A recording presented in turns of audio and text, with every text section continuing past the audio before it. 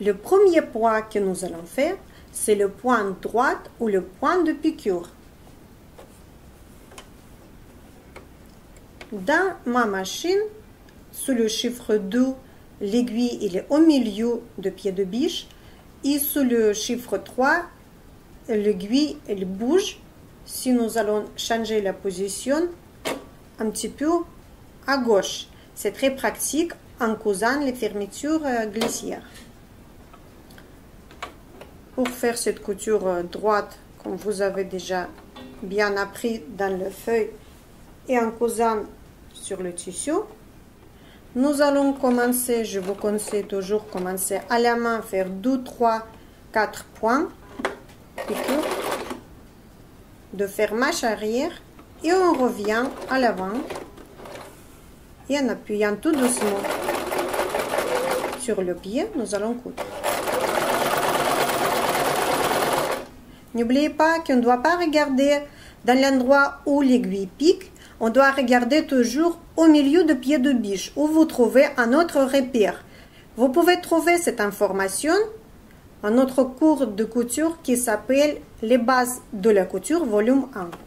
Et pour finir, nous allons s'approcher tout doucement vers la fin du tissu. Nous allons faire 3-4 piqûres pour marche arrière et on revient vers l'avant. Ne piquez jamais dans le vide. Quand le tissu est fini, vous vous arrêtez de piquer. Nous devrons couper de suite pour avoir le travail propre.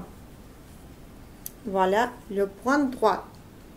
Deuxième point que nous allons voir, c'est le point zigzag.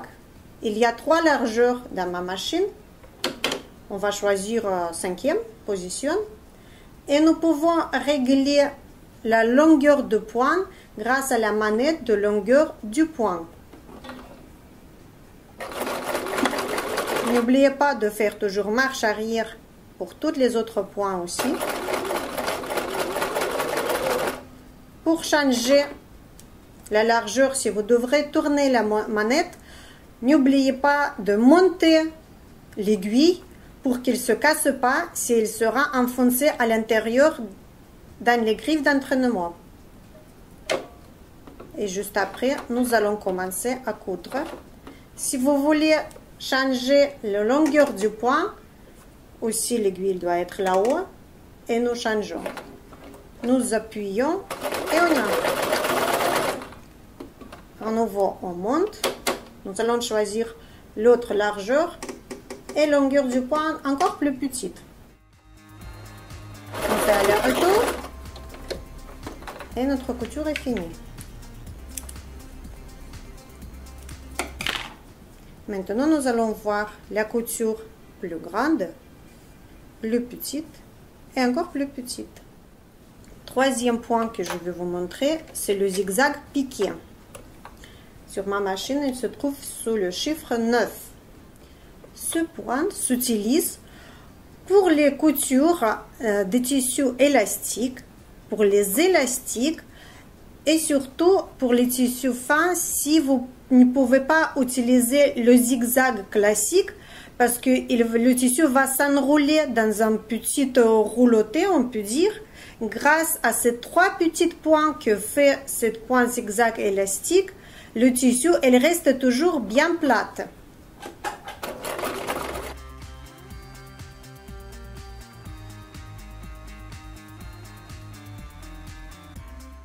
Et nous allons voir cette couture en plus petit format et en plus grand format. Comme vous voyez, elle fait toujours 3 points. Maintenant, je vais vous montrer un point de surjette qui se trouve dans ma machine sous numéro 17 et 18. Pour cela, il nous faudra mettre le tissu juste à côté du châssis droite de griffe d'entraînement pour pouvoir piquer l'aiguille juste dans une fibre de tissu, ici. Et deuxième position de l'aiguille sera là.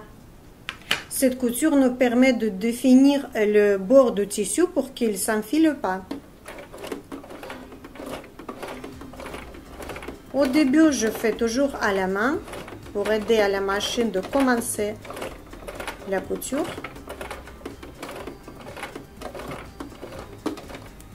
Et maintenant, on y va.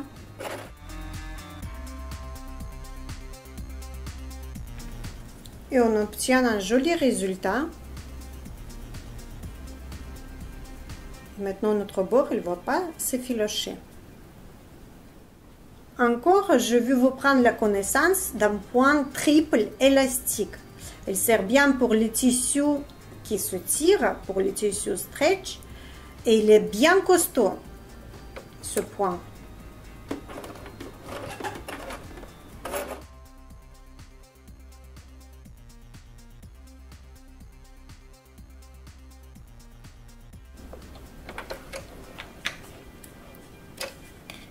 Si vous n'avez pas de fil pour l'ameublement, je vous conseille de faire la couture triple. Grâce à cette couture, toutes les housses ils vont se tenir très bien et pendant longtemps. Après, dans les machines, il y a toujours les points décoratifs. Sur cette modèle, il y a quelques points. Sur les autres plus modernes, il y a toujours plus. Vous pouvez donner liberté à votre imagination grâce à tous ces points.